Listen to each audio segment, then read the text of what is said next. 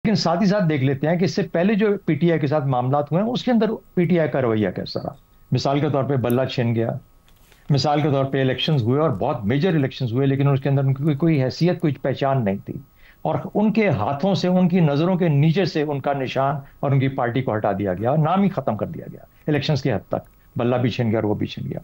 अच्छा, अदालती प्रोसेस के अंदर जब भी ये गए, इनको कोई ऐसा अपने हक में फैसला होता हुआ नजर नहीं आया। तो उसकी वजह से या इनकी बुनियादों पे कौन सा ऐसा एक इश्ताल बरपा हुआ जिससे कि हमें थोड़ा बहुत ख्याल करने की जरूरत है। मकसद कहने का ये है कि पीटीआई जो कह रही है या जो गौहर साहब कह रहे हैं, उसके लिए कुछ ना कुछ तो ऐसे हमें नजर आती चीजें जिसमें हम ये कहते कि हाँ, पीटीआई में इतनी जान, इतनी लीडरशिप, इस तरह की उनको जेल करने की, उनको मिलाने की ऐसी कुव्वत है कि वो वाकई में लोगों को। पंजाब के अंदर आपने देखा पीटीआई की आवाज तकरीबन दब के रह गई है, जो कि उनका सबसे बड़ा गढ़ था पीटीआई का बड़ी हद तक आफ्टर केपी।